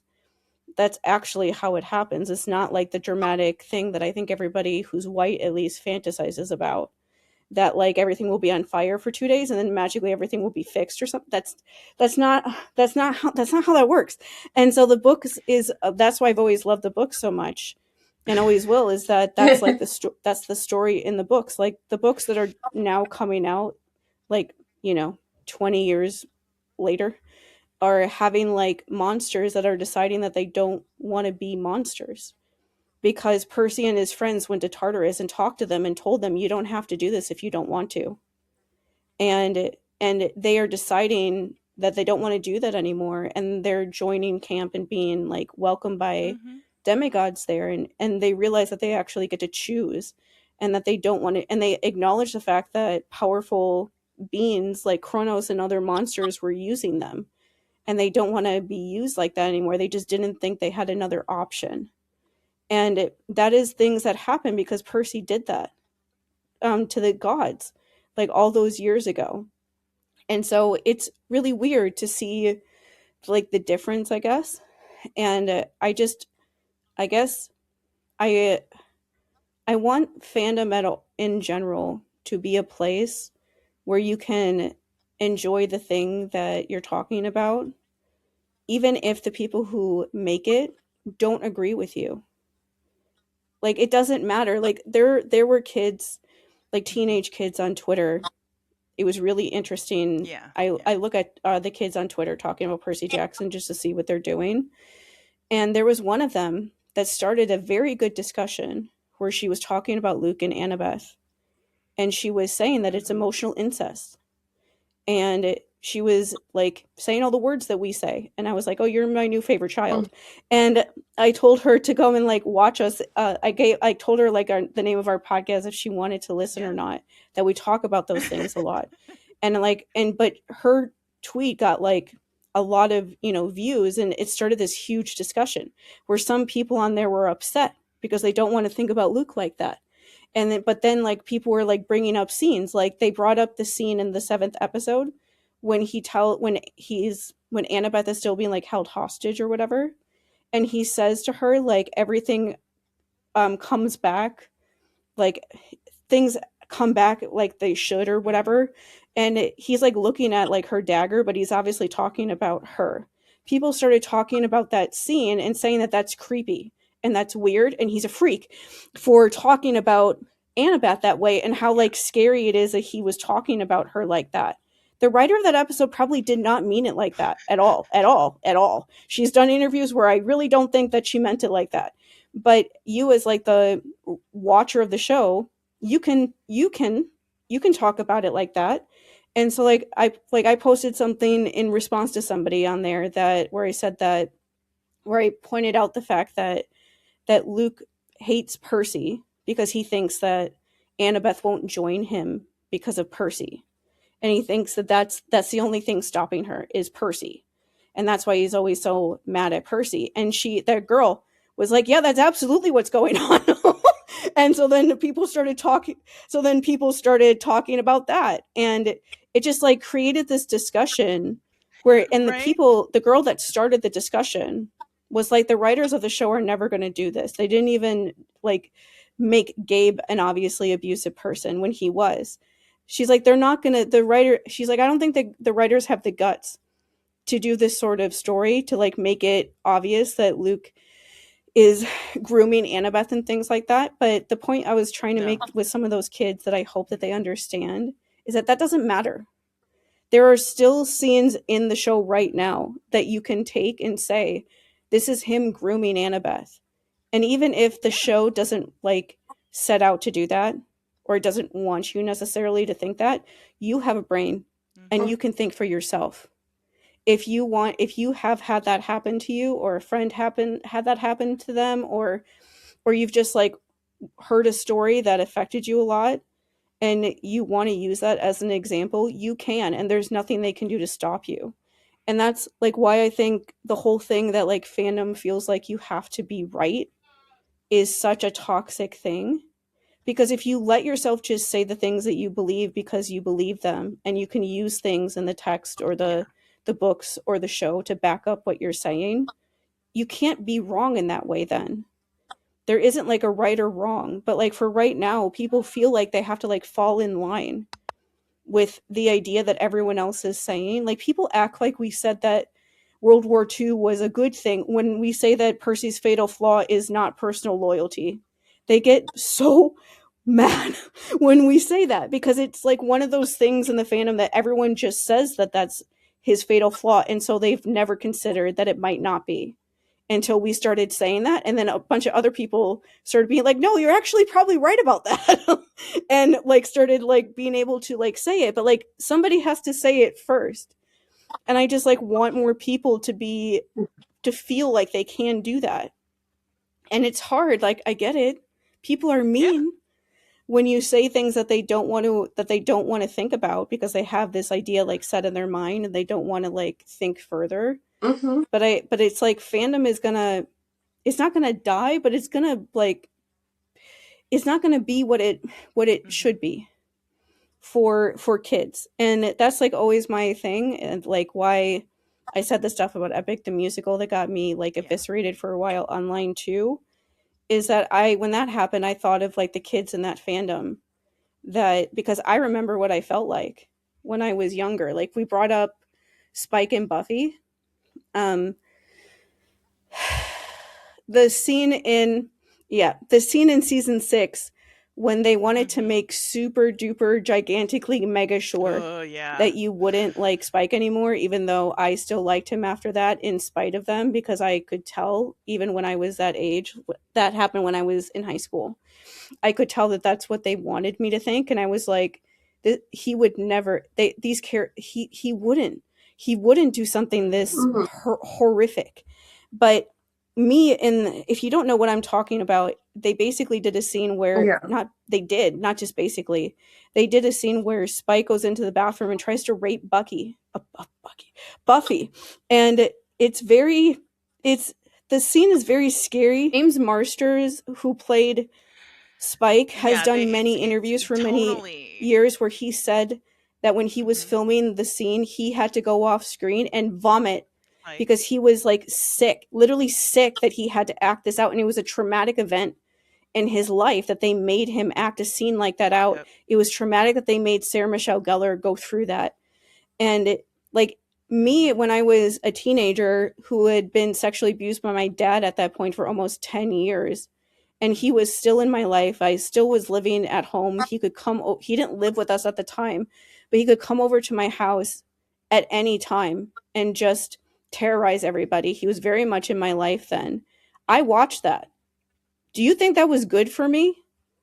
Like when I had been already going through that since I was 6 years old, at the earliest that I can remember at this point, do you think 17-year-old me needed to watch a scene of Spike trying to rape Buffy when that was one of the shows that I liked to watch?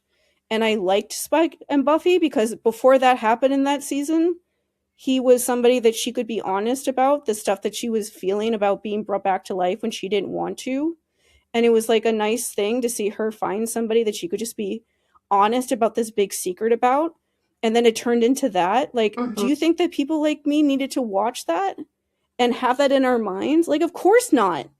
But it's like they did that and they don't think about people like that. And I want them to. That's it. I just want them to. I just want people who make these things to think about like, is it worth it to do this scene even if it works well for the character that we want?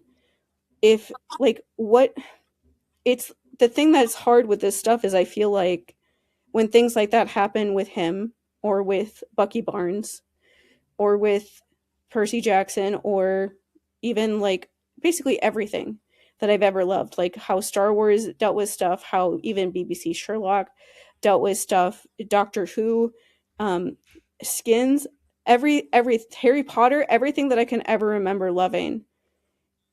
There's only so many times you can watch things and realize at a certain point that you are not the target audience.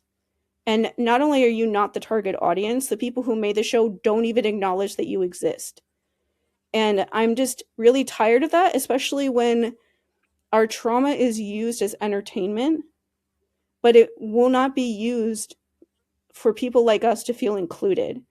It's used to be like Mhm. entertaining, but not to do anything to actually make us feel understood. And I'm just tired. I'm so tired of that. And um I don't know, it's just I'm so Yeah. tired of every single thing that I like being told at a certain point that they did not think that I would like this thing and they don't care if I do. And it's not like a personal thing, like they don't know me personally, but it feels like it when you're watching something and you just realize like you don't care about me at all, because if you did, No. you wouldn't do these things in this way. Like they did not need to make Spike do that. Just acknowledge the fact that people are, I'm sorry, this is petty, but this is funny. You can't write scenes where Spike walks up to like the Buffy crew. My two favorite scenes from like season 4 and 5, I think, are when they're trying to figure something out and they see him like on the street and they ask him for help and he's like, I'm not helping you, and they all look at him like confused and he's like, I don't like you guys. And it's like they forgot that he doesn't, because he doesn't have any powers anymore. And then of course the other scene everybody quotes, where Buffy's like, what are you doing here, 5 words or less, out for a walk, bitch. Yeah. Like that was so Oh, funny. His dynamic with Buffy when he couldn't, when he physically couldn't hurt anybody anymore, was hilarious. It was absolutely hilarious. Just accept the idea that your fandom is going to think nice things about him because he's funny. He's funny. Just like make peace with it instead of doing things like that that literally traumatize an entire generation of people. Like people reference that scene still now of how like we've talked about actors before. Why would you ever do that? Why would you ever do that? mhm. Why would you ever make them act that out? Why would you make Sarah Michelle Gellar act out that? She could have gone through that in her life. You don't know. Like, why would you? Why? Because of the fandom? Side of the perfect victim fallacy is that when someone is proved to be a Yeah. victim, especially if he's a white guy, then he is perfect Mm-hmm. and we cannot criticize him. And that is what is at play with a lot of characters like Luke, like Kylo Ren, of this, oh, well, he had a rough life, so he's a victim. We can't criticize him. He's perfect. Everything that he does, even if it's bad, it's perfect. It's we can't criticize him because bad things happen to him. And it's interesting how gendered that is applied, because the girl can't, she has to be perfect in order to be seen as a Mhm. victim.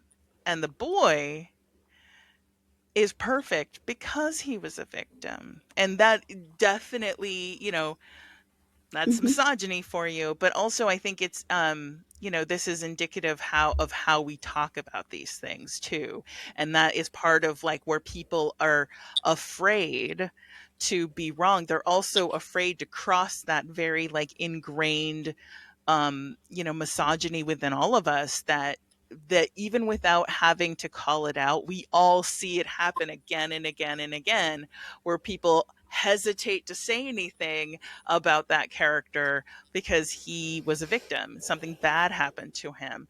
Great example in comparison between Percy and Luke is that Luke sees the path to whether if you want me to believe that he thinks he's doing the right thing, Mhm. blah blah blah. Okay, well, the way that he goes Mhm. about it is to seek out power, while Hmm. Percy creates community. Yes. It's actually like that's even in the show. You see him time and again. Percy reaches out to people, even people that he's convinced don't like Mhm. him. I mean, they don't like him, but like, but he still tries to build bridges with people. Reaches out to them. He shows like his little, his awesome St. Crispin Day speech to the campers to get them riled up and ready to go was Mhm. not about I need you to do this or I need an army. It's about we can do this. It was Hmm. about building them up and reaching out and creating community. And I think it's really fascinating, like a great comparison too, is that camp is an artificial community that's created by the rules of this world and the society of this world. But it's Percy and the way that he builds Mhm. community and friendship with the other campers that actually creates what is an actual community, that in Yeah. his way like is revolutionary and defies a lot of the boundaries that the gods create between their children. And like that was the thing I was thinking about, Hmm. was especially in season 2, but like the only time he ever like Mhm. competes, he's really either just kind of like forced into doing it, or is doing it because he Yeah. needs to like get through the competition thing to get the thing to do the thing that needs to help people. But like he doesn't fall into the games of camp that's all about competition, about pitting them against each other, which is very classic, right? He is Yeah. about like, okay, yeah, whatever, I'll do the thing, but we like the whole thing is I got to do the thing to save us all, or like I got to do the thing to save my friend. And like it's always about helping people. And again, like I think that like I feel like the writing is so surface, especially in the Cersei thing, because the pieces are there to have a commentary on, like, even with Cersei, her fatal flaw is being an empath. And I think what is missed there that I felt, and maybe it was just me putting it there, was that it is a tragedy. Her curse is that she Mhm. can empathize with everybody around her, but nobody gives a shit about her. And that, Hmm. like, and it took Percy to go, wow, yeah, like to see, he sees her, and that's really uncomfortable for her. And like that she probably has always wanted somebody else to actually see her, but when she does get Yeah. really seen She by literally somebody, like it's game like, oh, she literally okay, yeah, I don't gamifies really like that. friendship That's not because she comfortable, doesn't want to have to be right? vulnerable. Like, because it's not. She could easily just tell somebody, I am lonely and I want you to stay here with me on Yes. this island. And there would be people who would Mm-hmm. do that. But she doesn't want to have to be vulnerable and put herself out there. And so she creates a game where she can have Mm-hmm. people that depend on her for all of the answers, where she never has to be known. She never has to make people understand her ever. She still will never be understood, and nobody will ever come to her for like real vulnerability, because she keeps like this wall between her and them. Have you ever noticed that with literally every life coach on the internet? That's what I was gonna say, was like she makes a wonderful parallel to like life coaches, to gurus, to cult leaders, to all of that stuff, but also she still fits within that same system that's being created by this story in the world of that. Mm-hmm. In this world of the Greek gods, it is hierarchical. I can never say that word right, but like, and it values power, and a lot of Luke slander over this time. And so let me go. Okay, so I don't think all of it is because he's attractive and because he's a sad boy and misogyny, although I do think it plays a big part. But I also think that there is an aspect Yeah. of, to be fair, some survivors who have not gotten past their anger. And Luke represents a type of unfettered Mm-hmm. anger at the things that were Mhm. done to you, and the desire for catharsis that is violent. And I think that it's really difficult for us, and mean by like the royal us of society, to discuss how much of what we're taught about catharsis and feeling justified is violent. That's how we're taught that. Like we don't Justice. get justice until somebody gets executed. It makes me sad that people think that Percy is dark Mm, because he's angry. And I was like, boys can be angry. Young boys can be angry without right? you pathologizing their feelings and turning them Yeah. into a villain. Young boys need to know that they can be angry without turning into a monster. And Percy is Mhm, a great example of that because he has every right to be angry. The things that he is angry about, he should be mhm. Mhm. feeling angry. There is nothing in this season that happens where if he's sitting there calm and rational when he thinks that Annabeth is about to die, and the person that he thinks is going to kill her is the only person he can talk to try to save her life, he should be angry. He should be angry at these things. That is a valid thing to be feeling, but people associate boys being angry with being dangerous and bad and villainous. And I turned off the comments because so many people were trying to convince me that boys are bad because they're angry. And I'm like, that is And not to what's be going on fair, in society right now. If boys could feel like they could feel those things and not be demonized, it wouldn't go as far as it does. And I and that's kind of how I feel like when people react to me when I'm angry, they react like I'm trying to kill them because they're not used to somebody just expressing how they feel without mhm, being like trying to threaten you somehow. That's like a lot of where like Luke stuff comes from. People only picture that sort of anger that is completely out well, of and I think, control and destructive. And mhm, it's so hard to try to talk to survivors that are going through that and have them understand like you are not a bad person because you're angry. part of that component of Luke's anger and like the way that people are able to empathize with his anger, but they see it as dark when it comes to Percy, is first off, um, anger and violence are the only types of emotion that w- boys are allowed to experience. Like a way to deconstruct this that might be helpful for kids who are seeing this and are trying to figure out how, how to Yep. deal with their anger, is to It's understand that anger. anger is just a form of fear. Mhm. 100%. Whenever anybody is angry, they're afraid. And so if you look at Luke, when he's Hmm. afraid, he reaches for something powerful. He reaches for the biggest weapon to protect himself. Yeah. When Percy's afraid, is he reaches out to his friends and his family and holds their hands. Like, I mean symbolically, but he reaches out for comfort and for other people and community, and that one is the healthier option. Luke is afraid that they're right about what he's saying about Thalia, like that Thalia wouldn't take his side. So he shows up at camp to wipe everybody out so that nobody else is there if Thalia does come back. And it like the Percy version is when he's on Cersei's island, he's absolutely terrified Hmm. that he's going to hurt his friends and hurt Annabeth, and so he's literally running away from her and telling her, "Leave me alone, stop talking to me. I'll just stay on this island forever and never leave because I don't want to hurt anybody and I would rather spend the rest of my life alone if it meant that everybody that I loved would be safe." And that's just polar opposite reactions to the same thing. Anger is always a secondary emotion. You might Hmm. hear life coaches Mm-hmm. that don't know what they're talking about say that, but what that actually means is that when you're feeling anger, it's you're feeling a more painful emotion, but it's anger that comes out.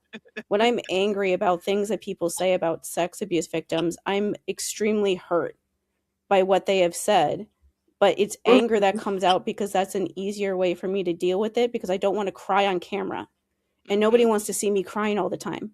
And so I cry later. I'm angry online and then cry about it later on. And that's the only way I know how to deal with that. And so that's anger is always something like that. It's always there's always something more painful that is harder to deal with.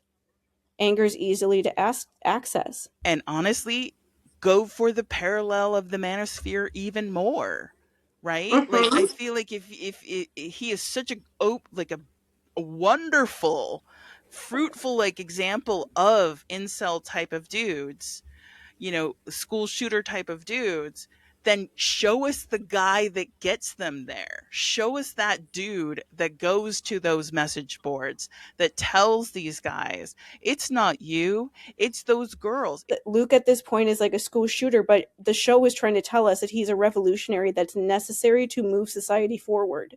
School shootings are not necessary to move society forward. They don't move society forward, they kill children. They don't. And so that alone, I'm just like, I don't know what's going on. Like I don't know what they're doing. I have no idea. Let's cap it here, and then Jean, tell us really quick where the best places to find you. Blue Sky and TikTok under Fangirl Jean, and that's Jeanne, the French spelling of Jean, because I'm fancy. We're planning on discussing Jace from Teen Mom and how that thing is traumatizing and ruining his entire life before the Mormon people Mm-hmm. started going off. And so if you want to hear our take on that, just and more Yeah. Percy Jackson stuff, look forward to that next week because we'll talk about that a Oh, lot.